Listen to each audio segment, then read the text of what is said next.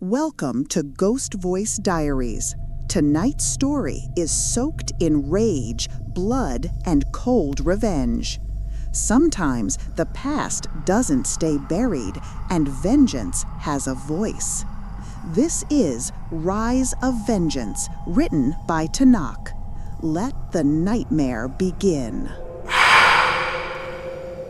Author's note: this story serves as the final chapter of the Northridge saga, including Village in the Shadows, Return to Northridge, The Awoken Dead, and Traveler in the Dark. While I feel this story functions as a standalone story, to get the full experience, I do recommend reading the other stories first. Thank you so much for your continued support. Now, please enjoy. St. Catherine's Cathedral stands like a titanic monument in the waning afternoon light. Centered in a large forest just outside of Vatican City, it dwarfs the surrounding trees with its grandeur.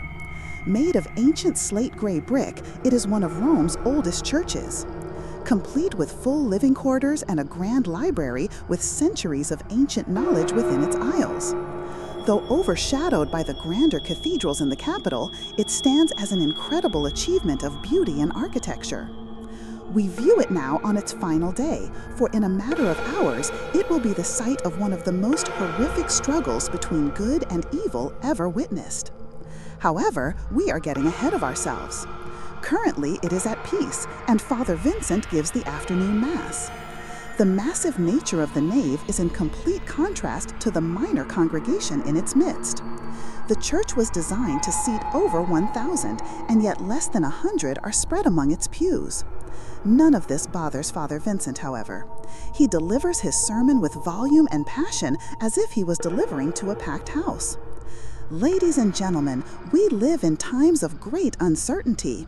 We have dealt with plagues, wars, economic uncertainty, and so much more. There are days where it feels as though the devil walks among us. In these times, it can be very easy to turn upon our fellow man and forsake the love and friendships we have built. This is something that we cannot allow to happen. The devil we must stand against does not dwell within the fire pits, but within our own hearts. The only way to combat these threats is with love and everlasting faith in our Lord, Vincent bellows. His words echo through the walls, but unfortunately they meet very few ears. Most of the congregation is tuned out, with thoughts of dinner or the upcoming football game invading their minds. Vincent is about to go on when a loud blast of video game sound effects booms through the building. Several of the older members of the congregation scowl and begin looking in the crowd for the culprit. The father doesn't need his extensive knowledge of the church's acoustics to know that the culprit is sitting behind him, likely turning a deep shade of red. His impatient altar boy Jacob has caused a disturbance. However, it seemed to have refocused his flock for the time being. With everyone finally paying attention, he decides to wrap things up. Well, on that note, I think we should move on. We have no new announcements. However, I would kindly ask that you all pray for the recently vanished in our community. A genuine wave of sorrow rushes over the crowd. In recent months, there have been many disappearances across the country. There seem to be no lead or patterns to the disappearances. People of all ages and genders seem to vanish without a trace. A tearful sniffle is heard from Vincent's right, and again he does not need to look to know its owner. Go in peace and bring light to the world. The congregation bellows an amen and begins clearing the building in record time. Vincent turns to face Sister Marian, the church's only devoted nun. Her eyes glisten with tears and she is holding a tissue. "I am truly sorry if my sermon upset you, my dear," Vincent says with genuine sorrow. Marian wipes her eyes and shakes her head. "Oh no, Father, it is fine. I thank you for asking for prayers for the missing. Lord knows we need them now more than ever," Vincent sighs. "Is there any news on your mother?" Marian shakes her head. "None, not a whisper." Who would take a 75-year-old woman from her home? What in the world would they have to gain? Vincent gives Marian a hug. "Have faith, my child. All will be well." He feels odd calling a woman 10 years his senior a child, but she doesn't seem to mind. "Thank you, Father. From the bottom of my heart, thank you." she says with fresh tears surfacing. From behind the pair, the sound of tiptoeing footsteps echoes. Vincent smiles. "Leaving early today, Jacob?" The boy freezes in his tracks. "Oh, yes, I have a report due first thing tomorrow. I can't put it off any longer, I'm afraid," Jacob says nervously. Vincent crosses his arms. "I would believe you if it wasn't July." The boy lowers his head in shame at being caught in a lie. Vincent shakes his head. "Jacob, your parents had you assigned here to help with your lack of discipline and maturity. In the months since, you have made little progress. I know you are bright enough, but you need to focus." Vincent's words only succeeded in producing a scowl out of Jacob. "So that is how the world works, huh? Once you turn 10, the fun ends and you are just expected to grow up. It's not that I resent the idea of maturing, but I don't want to lose myself either. Do you know what I mean?" Jacob asks with genuine sincerity. Vincent merely laughs. "More than you know, my boy. Now, for your incident during church, I think helping out Father Dante in the library for the rest of the day should do the trick." Jacob scowls but nods his head. The pair head upstairs to the grand library. As per the norm, they find it completely deserted, apart from its head librarian, Father Dante. He is a kind but reclusive old man. He was once the pastor of the church, but has been retired for many years. He spends almost all of his time between the many shelves of the library, browsing their layers of knowledge. He is quietly going over a scroll when the two arrive. "Ah, young masters, to what do I owe the pleasure?" Dante says with a wide grin. "Oh, I just thought our altar boy here could use a little time doing some character building," Vincent replies. Dante claps Jacob on the back. "Say no more, my man. Okay, lad, perhaps you could help me return my books and I will teach you the proper way we catalog them. None of this Dewey Decimal System you kids are on about."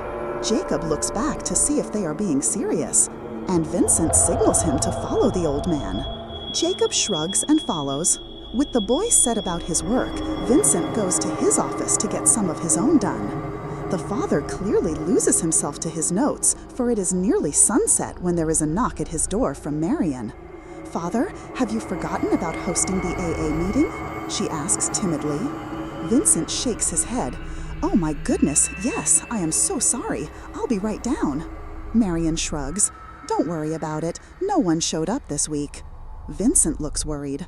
"That's his third week in a row not showing. I'm going to have to talk with him. I'm heading into town," Vincent says while grabbing his keys. "May God be with you," Marion says sarcastically. Vincent looks back and smiles. Isn't he always? Vincent drives through the winding woods slowly and carefully. The dying light casts great shadows across the dirt road. An unseasonable chill runs through him. The forest has always given him the creeps, and childhood fears die the hardest. He hates driving here at night, and tonight especially, he feels as though he is being watched.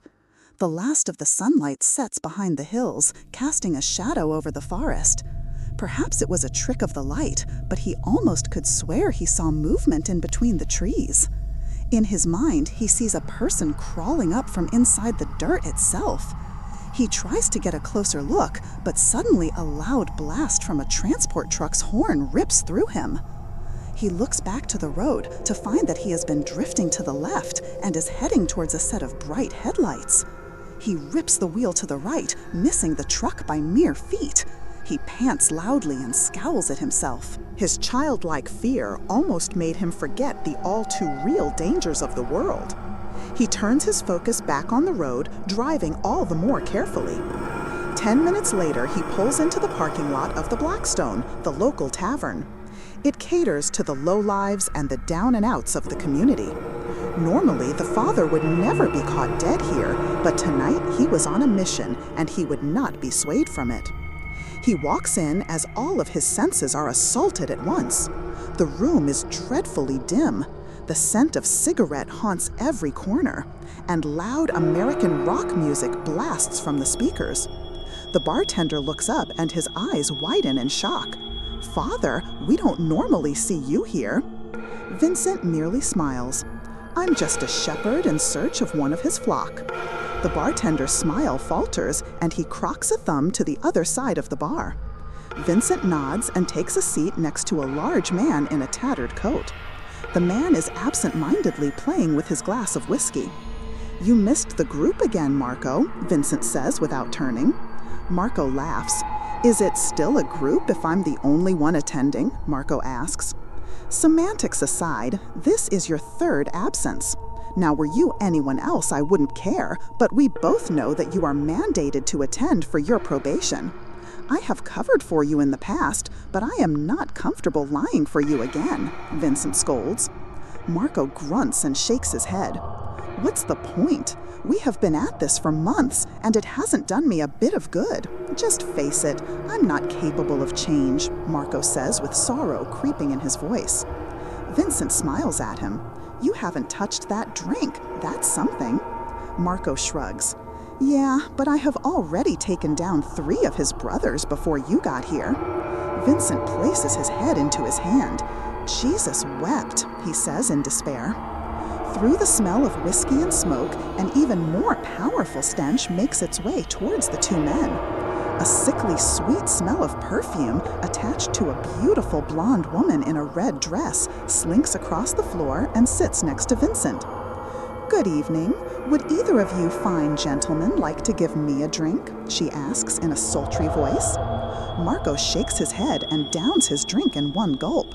"Sorry, ma'am, I'm fresh out and skint broke, I'm afraid," Marco says nonchalantly. The woman scowls. "That's fine by me. Your friend seems more interesting anyway. I love a man in black. My name is Kiara. Handsome. What's yours?" Vincent shakes his head. "It's Vincent, and maybe you should spend less time looking at my suit and more at my collar," he replies with a smirk. Kiara seems to almost flinch at the white priest's collar. Then she smiles and stares deep into Vincent's eyes. "Oh, come on, Father. Don't you want to be bad? Haven't you ever just wanted to throw it all away and just do what you wanted when you wanted?" Vincent began to sweat because he had indeed considered that many times. The collar around his neck sometimes felt like a shackle, keeping him from truly enjoying life. He watched the world around him, allowing themselves any pleasure they could dream of. He wanted to let loose. He wanted to live life, even if it was just a taste, Kiara says, seemingly pulling the words straight from his mind. "Come with me, and I can give you more than just a taste. I can show you pleasures greater than anything in your book. I can show you the world in a way you can't even imagine. Just come with me," Kiara whispers, and every word is a dark seduction. Vincent looks into her deep brown eyes and can feel himself getting closer to her. He cannot resist the temptation of her lips or her promises. He comes close to her lips when a strong hand closes on his shoulder. "You know, Father, maybe we could have that meeting after all. Let's head back to the church and talk it out," Marco says gently. Vincent snaps back into himself, feeling as though he has been woken from a deep sleep. "Yes, let's go. The night is waning," Vincent replies. The 2 men get up and start to leave. "The night has only begun, Father. Trust me when I say it is going to be a long one," Kiara says as they walk out. The 2 men make their way to Vincent's truck. "Sorry about that, Father, but that lady gave me the creeps," Marco says while glancing over his shoulder. "Me too," Vincent agrees. The 2 get into the truck and drive into the woods, unaware of the many eyes watching their progress. Darkness has enveloped the land, and the forest is an almost unending field of blackness. Vincent wars with his desires to be safe and his desires to be out of the forest. It would seem that even his companion is unnerved by the dense wood. He keeps sneaking looks at his side mirrors. Vincent catches him mid-look, and Marco smiles. "Sorry, Father, I can't shake the feeling that there is someone behind us. I keep expecting to see that woman running behind us." Vincent nods. "I know how you feel. Have you ever seen her before?" Marco merely shakes his head. "No, I've never met her, but I will say that the name rings a bell. I can't seem to place it, though." The truck rolls around a bend and comes across a horrific sight. Slammed into a ditch is a large transport truck. Vincent pulls over and grabs a flashlight. The men get out to take a look. "I saw this truck on my way to find you. I must have missed the accident by mere minutes," Vincent says with genuine concern in his voice. He shines a light on the truck, revealing very long and deep scratch marks in the tires. He must have hit a branch in the road. "Funny, I never saw anything coming down," Vincent muses. Marco examines the tires closely. These are premium ties. At the speed he was going, he would have had to hit something way stronger than a branch to slice those like that, Marco explains. Vincent shrugs. "What would be strong enough to do that?" he asks. Marco starts to shake his head, but then he freezes. "Probably whatever did that," Marco says while pointing behind the father.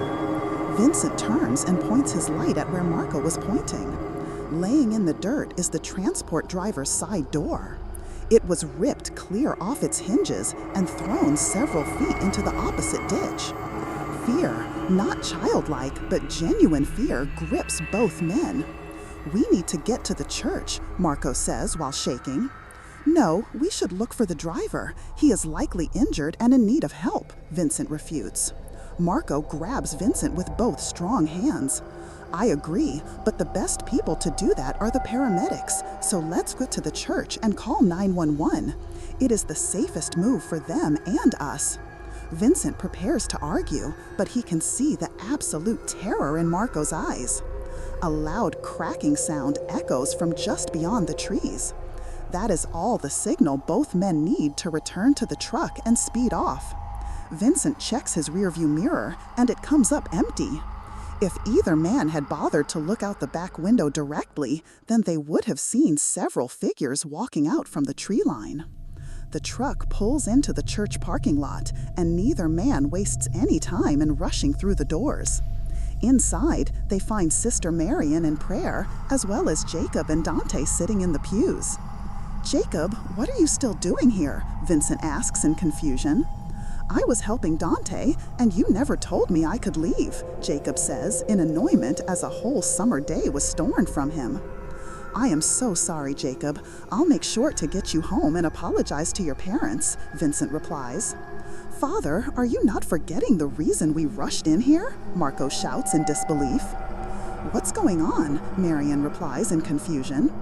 "A transport truck crashed just a mile or so out. We need to call the authorities. It might not have been an accident," Vincent explains as he rushes to the landline phone. He picks it up, but there is no dial tone. A strange rush of cold courses through him. "The phone is dead," Vincent explains. Everyone looks at him in fear and shock. "There have been no storms," Dante states matter-of-factly. "Oh, Father, won't you come out?" Something in that voice sends a collective shiver down their spines. It is a child's voice, but there is something extremely unnerving about its tone. Slowly and almost reluctantly, the group makes their way to the front door. Standing in the darkness is a large group of almost 20 people, including the strange woman from the bar. At the center of them, sitting on the hood of Vincent's truck, is a little blonde girl. She couldn't be more than 8 years old, with striking blue eyes.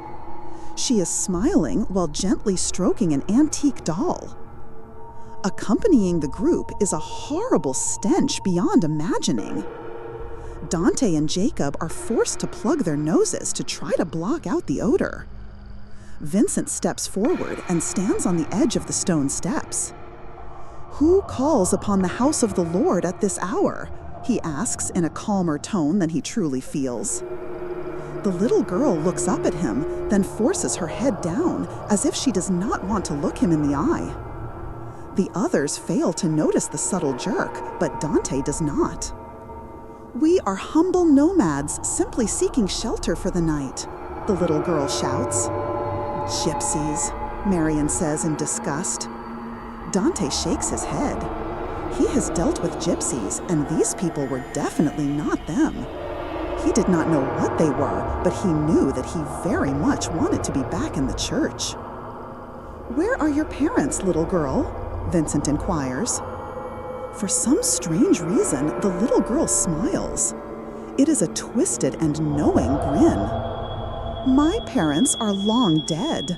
These people are my new family. Now I ask you once again, may we come in? The girl asks. Don't let her in. Please don't let her in, Jacob thinks to himself. There is something not right about this girl. As if she heard him, the little girl turns towards Jacob and flashes him a small grin. What is your name, child? Vincent asks. The girl grins wider, showing all of her teeth that glow in the moonlight. Gracie, she responds. Well, young Gracie, the house of the Lord is open to all who believe and worship him, Vincent says, as if he is giving a sermon. The comforting words seem to anger the child. She scowls and shakes her head. So, may we come in? She asks, talking through her teeth. Vincent shakes his head in confusion. He did not understand what was unclear about his words. Marian begins scanning the crowd in front of her and sees something that fills her with both joy and hope. Mother! She shouts. Everyone turns to the crowd, and sure enough, standing there, still in her bathrobe, is Marian's missing mother. Mother, what are you doing here? Get over here and let's go home, please, Marian begs. The appearance of Marian's mother kicks Dante's mind into overdrive. He looks around at the gathered strangers, and a horrible realization occurs to him. He looks over at the little girl, who is staring at Vincent with a macabre smile on her face. She was simply waiting for the word from Vincent. Suddenly, all the small details that had been plaguing his mind snap into place. Marian moves to rush to her mother, but Dante puts his arm around her and wrenches her backwards. All eyes now turn to Dante, who steps in front of the others. No one move another step out of the church. Vincent, in the name of God, do not invite those fiends inside, Dante commands with vigor not known to the old man. Vincent shakes his head. What do you mean, fiends? They are simply travelers. Dante stares down Gracie, who no longer is smiling, but scowling at Dante. Why don't you show us your true form, demon? Dante snarls. Gracie shrugs nonchalantly. I guess there is no need to hide anymore. All at once, the crowd outside undergoes a change. Their healthy and vibrant skin instantly deteriorates. They are now all a dark gray color with jet black hair. Their bodies all bore different states of decay, with some missing flesh along their face and arms. The most startling feature of all is the irisless obsidian eyes. The eyes seem to stare not only at the small group, but through them. Vincent feels as though they are peering at secrets not even known to himself. The awful smell from before was now an overpowering stench, and now they understand what it was. The horrible odor is decay. Gracie strides towards the church with a large grin on her face. Protruding from her mouth are two large saber-toothed tiger-like incisor fangs. Well, how do we look? She asks with a giggle. Vincent shudders. What in God's name are you? He asks in fear. Dante steps forward and stares the girl down. They are not any creature created by God, my boy. They are not welcome here. Now be gone, foul beasts. God commands it. The creatures recoil as if struck. Gracie pants angrily, but then smiles once more. There is stronger faith here than I thought possible. This is going to be fun, she says, almost dancing with glee. Marian steps forward. What do you want? She asks, barely able to keep her words strong. Gracie's eyes darken. Revenge. My family was taken from me, and tonight you all have been chosen to pay the price. You must all pay for the sins of Matthew. The name acts like a dagger to Dante's mind as another vital puzzle piece slides home. Dante knows this evil before him. The only question remaining was, how do you stop unrelenting darkness? You cannot enter here, and you know it, Dante states. Gracie shakes her head. For now, perhaps. However, your defenses are only as strong as your faith and will. I already see some weak points. Gracie glares at Jacob, who hides behind Marco. Mark my words, before the sun rises, we will enter that church, and each one of you will be a member of our coven. Your final night has begun, Gracie screams. Gracie swipes her claw along the hood of Vincent's truck. The engine explodes, casting large flames into the night. The creatures gather in front of the flames and join hands. They begin swaying back and forth in perfect rhythm. It is as if they are one mind and body. Slowly, they begin chanting in unison. Pentru sangele ne ridicam, cu sangele peccare il ranim, prin sangele peccare noi domnim. Vincent walks to Dante. Father, do you know what they are saying? He asks. Dante nods. The language is Romanian. The rough translation is as follows. For the blood we rise. With the blood we feed. By the blood we reign. Mary shakes her head and tears roll from her eyes. We need to get out of here. We can make a run for it. Dante turns to face her with fire in his eyes. No, we will do no such thing. Know this, if you leave the safety of this church, then you will face something worse than death, Dante states. What is worse than death? Marco asks.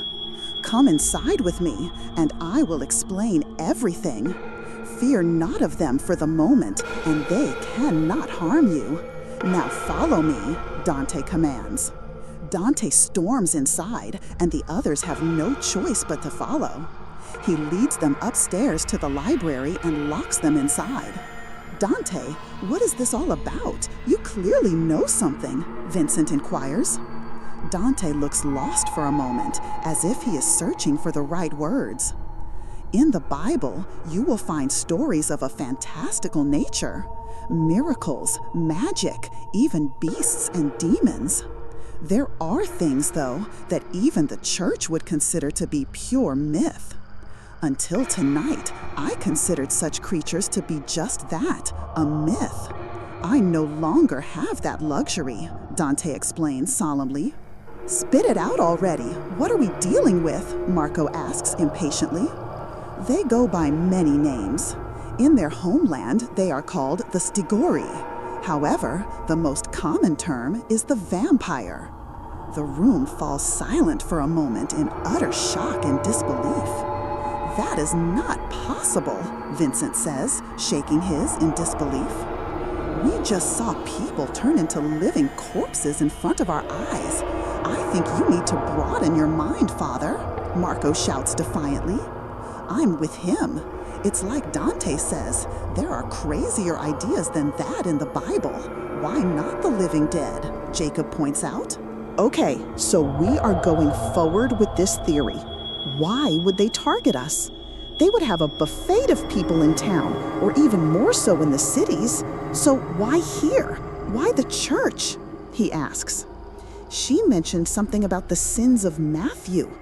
St. Matthew was a tax collector, but beyond that, I don't know his sins, Marion says. Dante shakes his head. That's not the Matthew she was referring to. Everyone turns to Dante. He lets out a sigh and begins searching a bookshelf.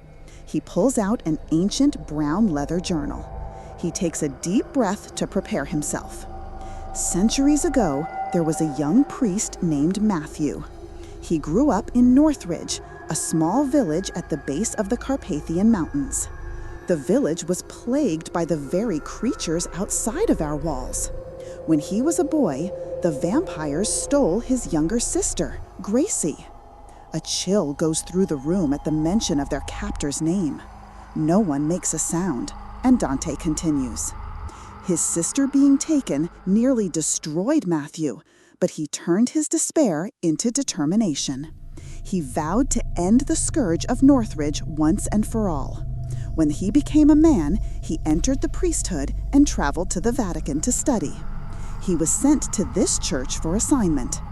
It was in these very walls that he met Father Donovan, a fellow believer in the dark forces of the world.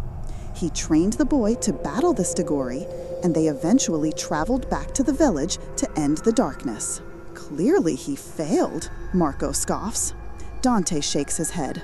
According to his journal, he did succeed. However, with Gracie, he faced a moral weakness and couldn't bring himself to finish the job.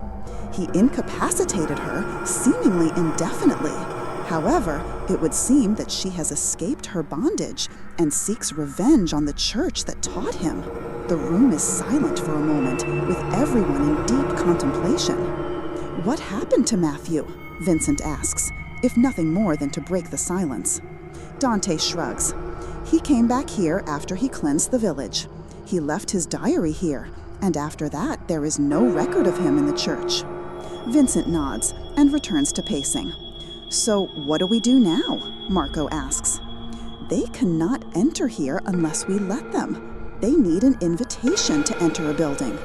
If we simply wait until sunrise, they will be forced to go to ground and we can leave," Dante explains calmly.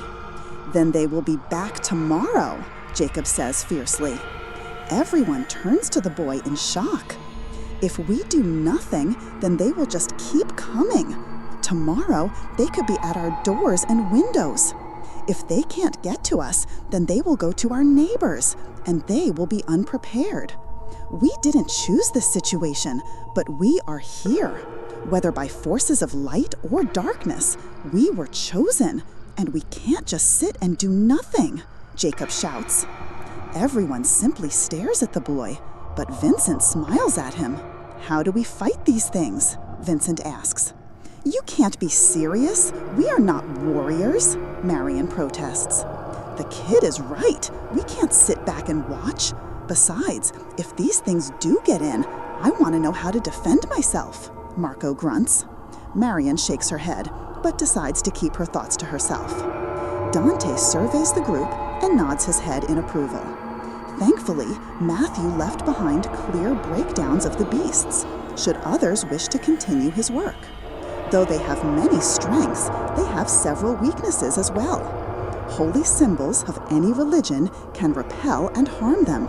However, they will only be as strong as the faith of the user. Holy liquids or pieces of the host can kill with enough exposure. Silver is the most effective tool. The purer, the better. A wooden stake to the heart can subdue the curse. However, if removed, the beast will rise again, as is with Gracie.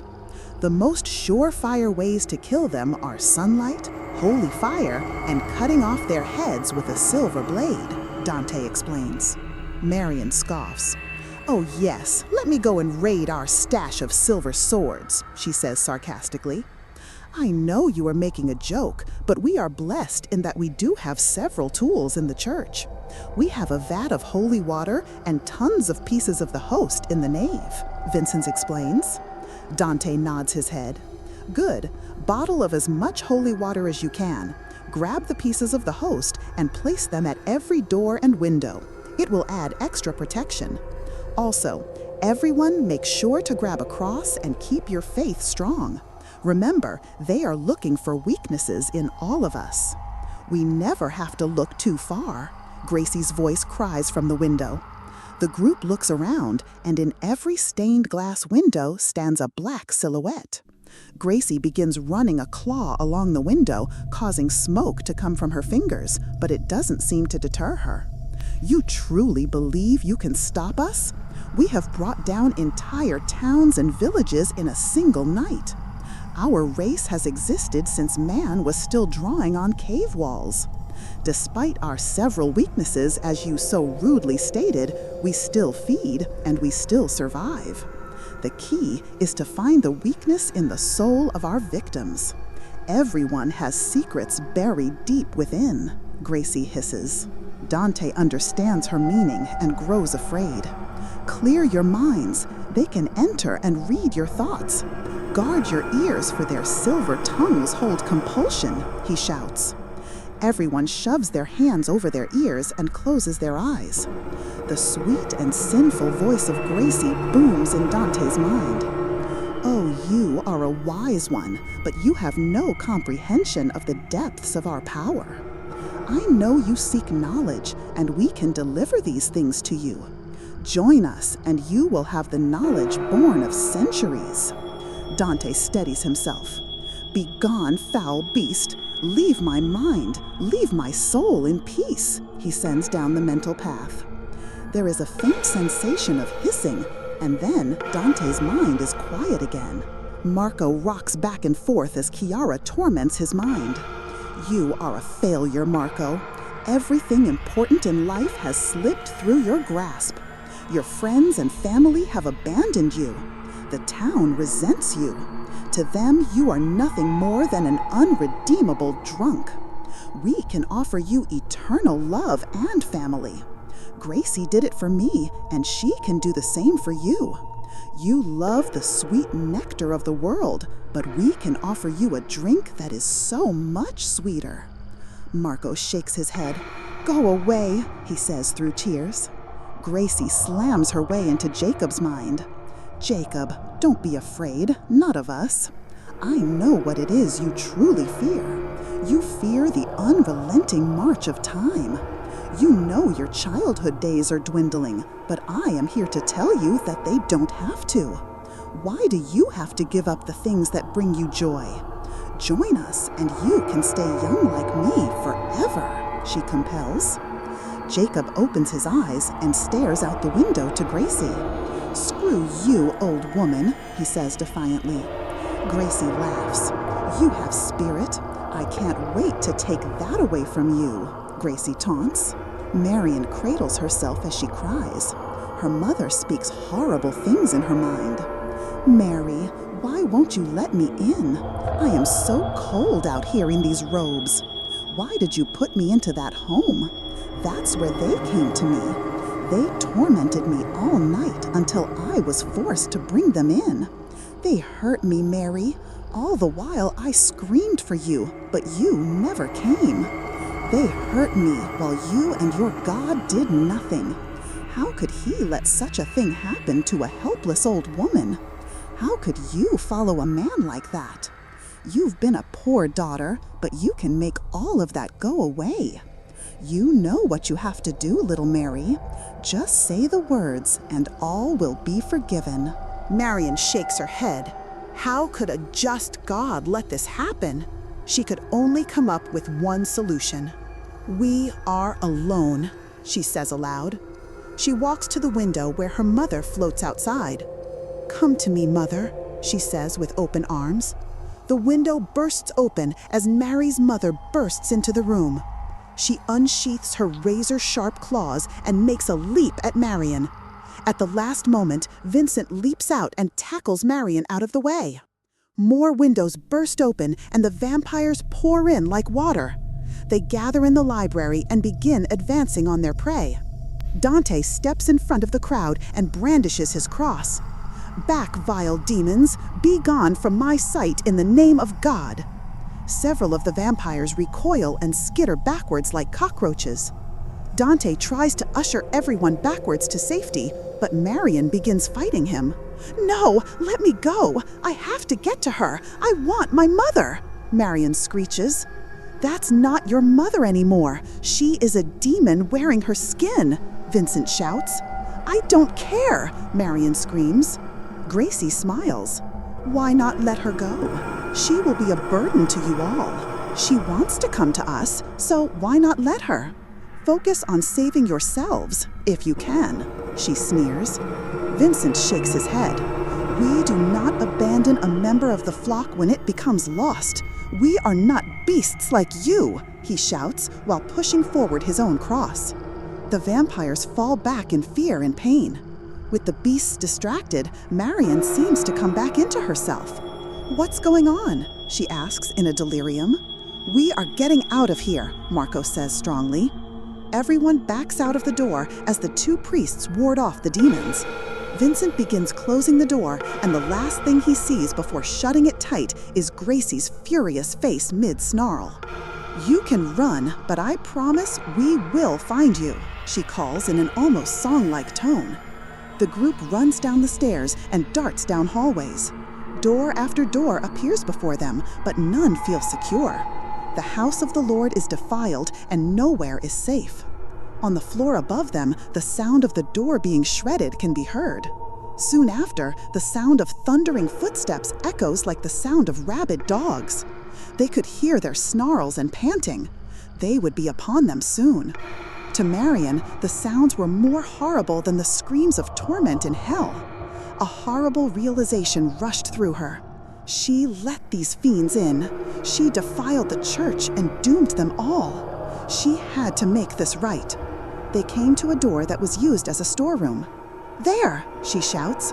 No one needs any more than that, and they rush into the storeroom. Marion stands at the door and looks at everyone in tears. "I'm so sorry," she says. Everyone looks at her confused, but Vincent understands. "Lock the door," she commands calmly. Before any of them can react, she slams the door. Marion can hear the beasts coming and knows she has to act fast.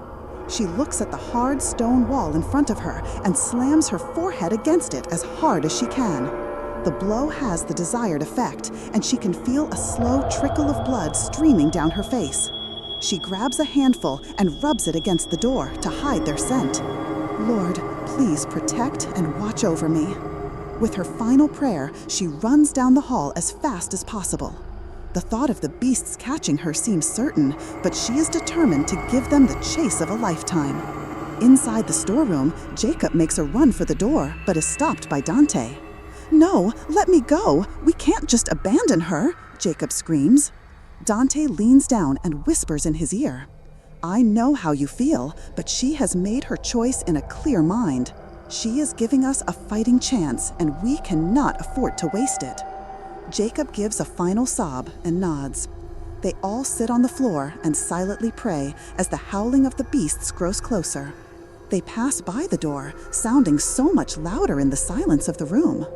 They pass over, however. One of the vampires stops and sniffs at the door. Jacob shoves his fist in his mouth to stifle his scream. The beast takes a deep inhale and almost seems to moan. The sound of a tongue wiping against the old wood fills the room, and they can hear the wood splintering as the beast licks. Vincent feels as though he is going to be sick. The lapping continues until a loud female shriek echoes through the church. The vampire charges down the hall looking for fresher blood. With the need for quiet momentarily past, Jacob falls forward and begins to openly weep. She wasn't a bad woman. Had it been my parents out there with them, I might have done the same thing, he says while wiping tears. Dante gives him a pat on the back. No one knows how we will react to something until we are in the thick of it. The vampire's lore is powerful, and in the end, she showed her true character. Marco paces back and forth.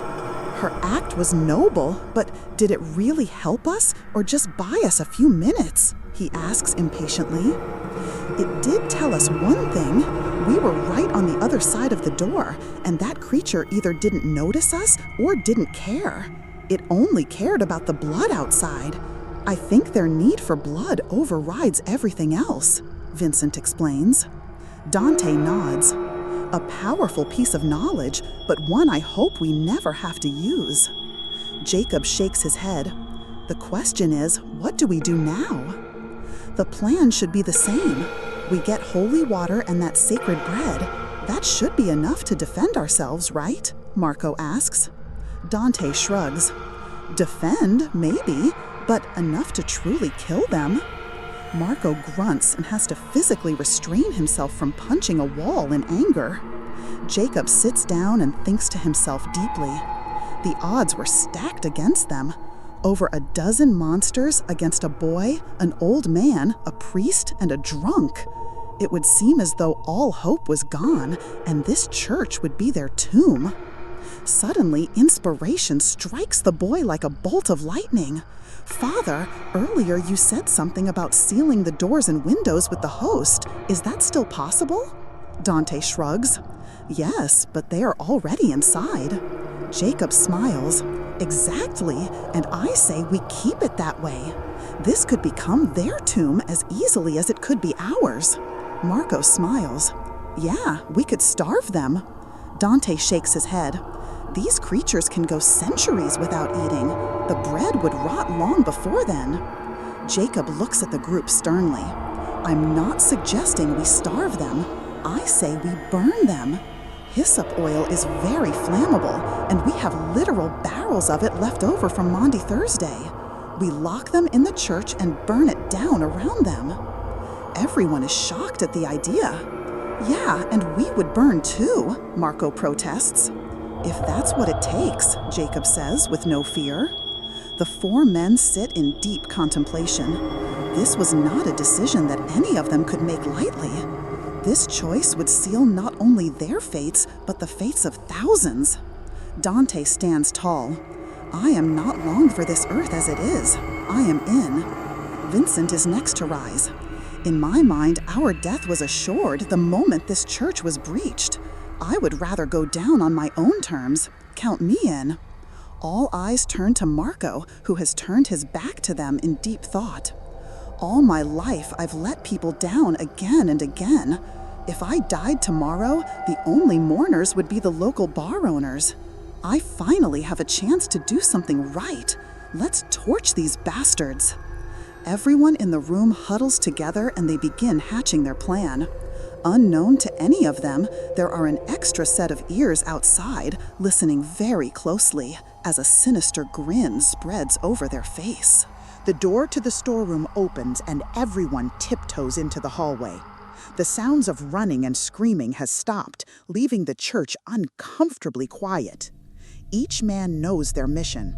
Their destinations are not far away, but in these long, dark halls, they feel like distant worlds. The group creeps along at a snail's pace. Dante and Vincent brandish their crosses randomly around the hall. For in the darkness, every corner, every crevasse could be a hiding place for the undead. Vincent lets out a long sigh, and vapors from his breath fill the air. Despite the fact it was the middle of summer, the church felt cold and inhospitable. Dante had told them that the presence of the undead corrupts nature itself. Now he was seeing that firsthand. They step towards a crossroads. To the left is the bell tower where the hyssop was kept, and to the right is the nave, home of the host. They would split up from here, with the stronger men taking the barrels, while the boy and the old man handled the bread. Go quietly but quickly, and Marco and I will find you there. Never lose faith and stay strong, Vincent directs. Everyone nods silently. A thick layer of vapor begins filling the room like a fog. Of all the directions they searched for the undead, not one of them thought to look up. The vampire leaps from the ceiling, issuing a banshee-like screech. With one fluid motion, he sinks his teeth into Vincent's shoulder and swipes his claws down Marco's arm. Marco screams in agony while clutching his wound. Vincent can feel the great beast draining the life from him. He begins to see blackness close in on the sides of his vision and knows that he is about to pass out. Dante wastes no time in taking action as he thrusts his cross into the fiend's forehead. A horrible burning sound can be heard as smoke rises from the fiend's face. It lets out another ear-splitting scream, releasing Vincent in the process. The beast goes desperate and pegs Jacob with his gaze. It leaps towards the boy, but he is ready. Jacob thrusts his own cross forward. The cross is a fraction of the size of others and is made from simple wood, but it does not matter. The cross smashes through the beast's head as if it was a rotted pumpkin. The vampire hits the floor, smoke rises from its vacant neck. The men simply stare at the boy with shock and awe. Vincent finally smiles and claps Jacob on the back. "Well done, son," he says, almost beaming. Marco continues to cradle his open wound. "You need to clean that wound immediately," Dante commands. "Way ahead of you, father," Marco replies. He pulls a small flask from his pocket and pours the liquor over his wound, stifling his screams as he does so. Good to know that stuff is useful for something, he says, smiling. Despite the darkness they have endured, despite the danger and death surrounding them, the group has no choice but to laugh. They know they shouldn't, but they just can't help themselves. They laugh till tears are streaming down their faces. It steadies them for a moment, but only a moment, for soon a new sound echoes through the halls. Drawn by either the laughter or the smell of fresh blood, the church erupts with the sound of the undead stampeding towards them. The group snaps back into their situation. We need to move, and I'm sorry, but I'll be no good carrying those barrels with this wound, Marco says, clutching his arm. Neither am I, Vincent says, struggling to stand. The vampire had sucked out far more than he thought, leaving him feeling weak. Then we switch roles. Jacob and I will manage. No time to argue. Now, move, Dante commands. Marco and Vincent don't even waste time to affirm their answer and simply take off towards the nave. Dante and Jacob tear down the hall. They have no time to check for undead. They run like Olympic sprinters towards their goal. They rush into the entrance to the bell tower and seal the door behind them. They stand there panting so loudly they almost don't notice the whispering coming from the room. Dear Lord, protect and watch over me. Give me strength to overcome this ordeal. A familiar female voice whispers from behind them.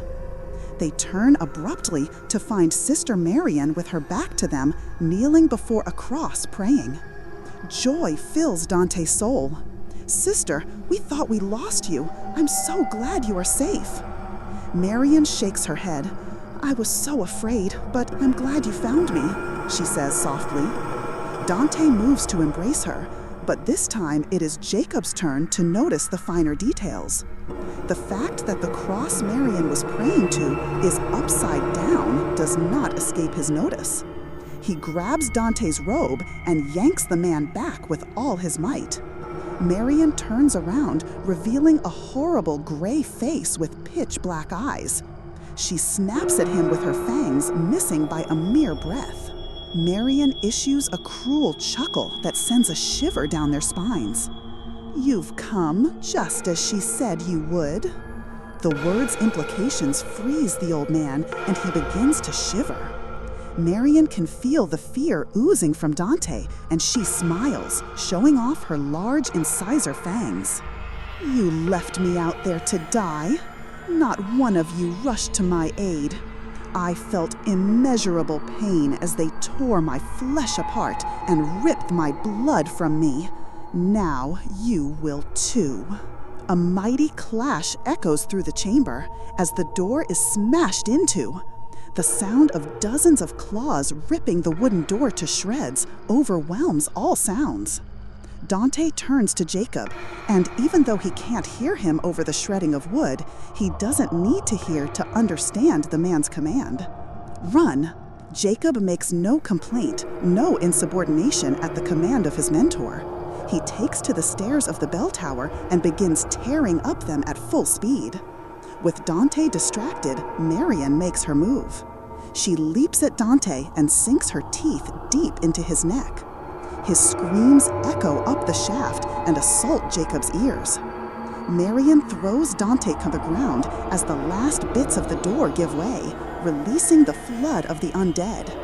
They pounce on their prey, and every piece of exposed flesh becomes a feeding ground. Jacob listens in horror to the sounds of flesh being torn and begins to weep.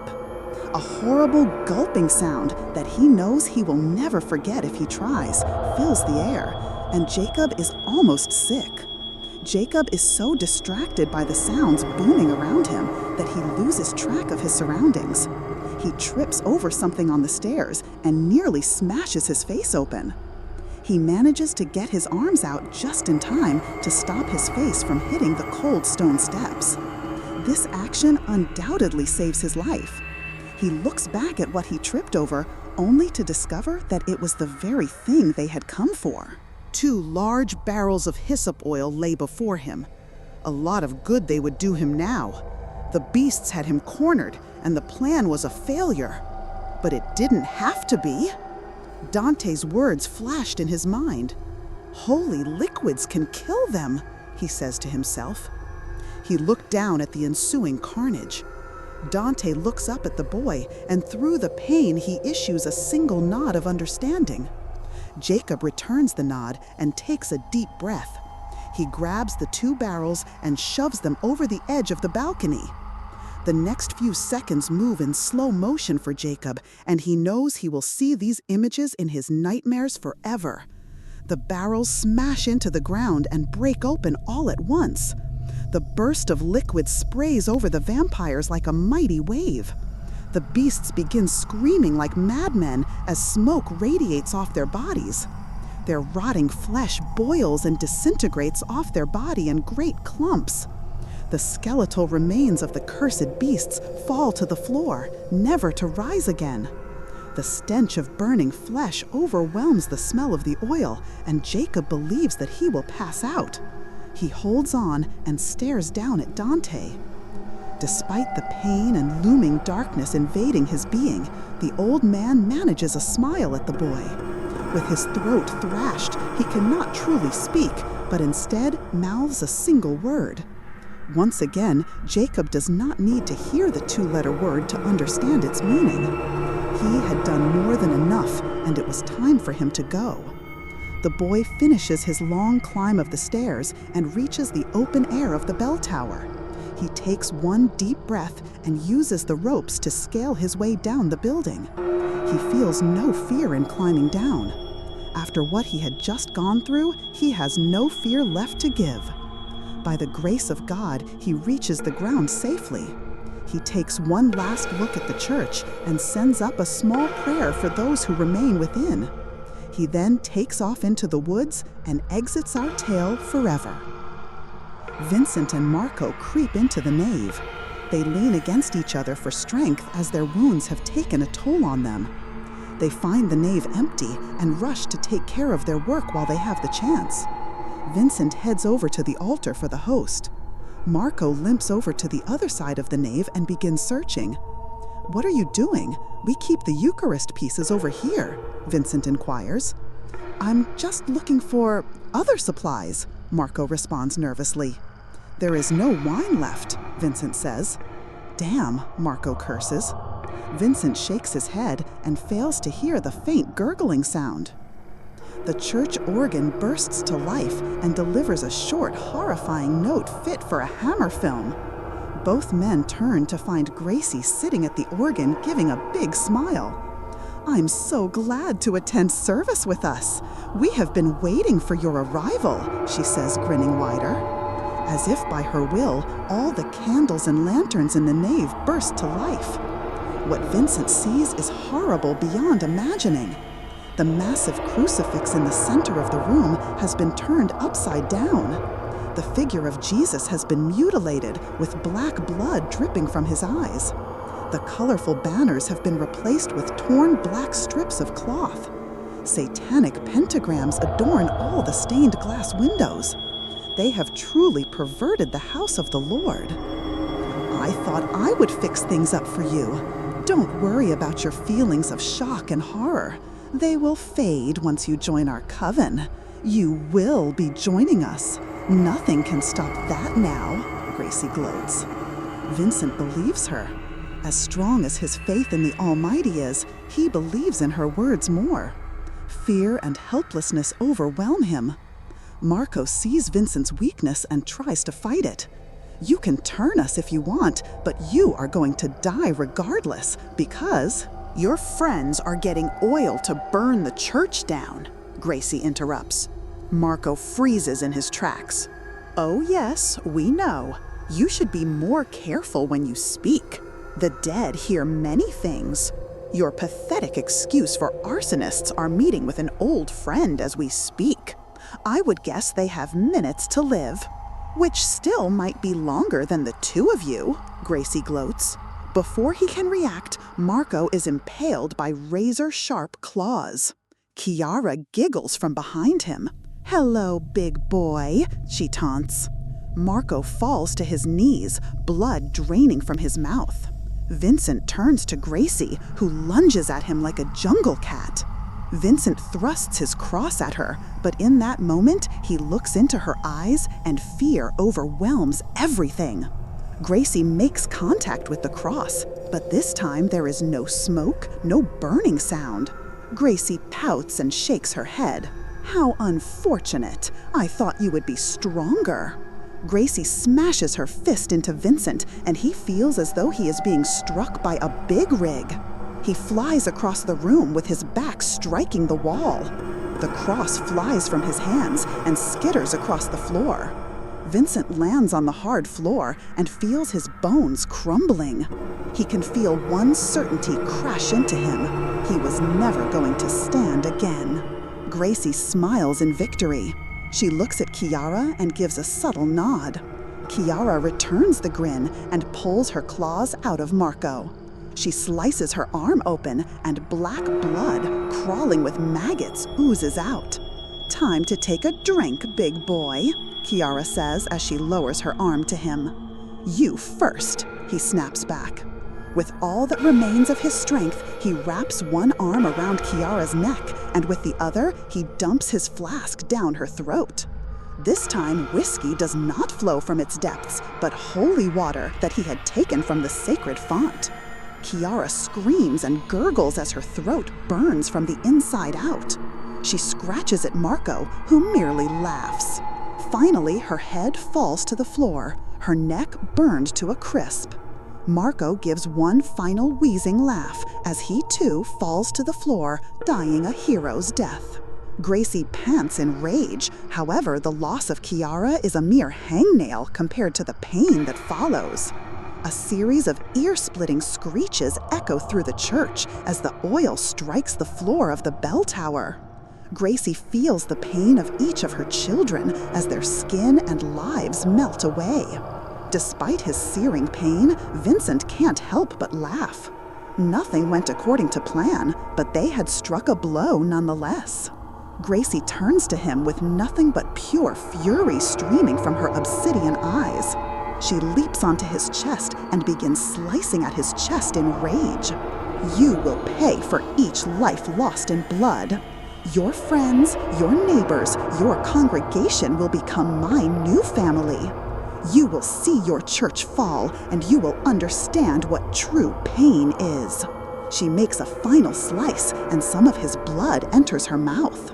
Gracie's eyes widen, and she leaps off of him. She slowly brings her claws to her mouth and gives a slow lick. Her body begins to tremble, and for a moment her eyes gleam scarlet. "Brother," she says as a smile forms. With demonic speed and grace, she is on him again. She slices her wrist and shoves the open wound into his mouth. The blood flows like molasses, and the taste is horrible beyond imagining. The blood tastes like the fiend's odor. It tastes like death. Vincent tries to spit it out, but it is too thick. Gracie bites into his neck, and the blood of one flows into the other. Gracie finally rises and licks her lips. Vincent can feel the blood work his way through his system. It is like ice in his veins, and he can feel it rotting him from the inside. His organs begin to fail one by one, and he can feel the darkness spreading. Gracie is almost dancing with joy. It would seem like little Maddie wasn't as pure as he claimed to be. This is the blood of a broken vow. The last of the Bachu line has fallen. Now, blood of my blood, we shall rule together in darkness for eternity. Now rise, nephew." Vincent gasps one final gasp and could feel the transformation reach its completion. He finds even in the dim light of the candles, he can see everything. He sees the dust particles flying. He can see the spiders in the rafters silently spinning their webs. He can hear the heartbeat of every squirrel and deer in the forest. Above all, smells their blood. It is the need for blood that makes him move. The bones in his back snap back into place, and he rises to his feet. Gracie smiles up at him with a fiendish grin. How does it feel? He looks upon his gray flesh and his long, pointed, tipped claws. Powerful, responds a deep voice and dark voice that is not entirely his own. Gracie nods with approval. What do you want to do? She asks with a gleam in her eyes. Vincent thinks deeply. There are several needs and desires bubbling in his mind. Pleasures that he had denied himself all of his life were now open to him. However, deeper than a need to sin, deeper even than a need to feed, a single desire fills his mind. He reaches out and grabs one of the lanterns. Inside, the flames dance and a sinister grin rushes over his face. This church will burn. He throws the lantern at a pew, setting it alight. Gracie watches the flames spread and smiles. She looks into the eyes of her kin and nods. Vincent places his hand on the little girl's shoulder, and we burn with it. Before Gracie has a moment to comprehend his words, Vincent tackles her into the growing flames. Gracie screams in agony. She rakes her claws across Vincent like a wild animal, but to no avail. Vincent wraps his arms tightly around her and holds her in place. He can see the skin falling off of both their bodies, and yet he feels neither heat nor pain. He feels nothing but peace as the demon within him roasts. Gracie glares at him in pure rage, her hate burning brighter than the flames. Vincent merely rests his head against hers, and to his surprise, she gently rubs her head against his. The fire consumes the church overnight. No one knows how it started, but one in the community has his suspicions. No remains were found inside, and the disappearances of its clergy remains a mystery. They join the eternally missing, and yet they are also found. After countless centuries, the scourge of Northridge has been vanquished. Finally, the spirits of Matthew and Gracie have been granted peace. That was Rise of Vengeance by Tenac, a grim reminder that pain can be buried, but vengeance always finds its way back. If this story gave you chills, be sure to like, comment, and subscribe to Ghost Voice Diaries. We'll see you in the next nightmare.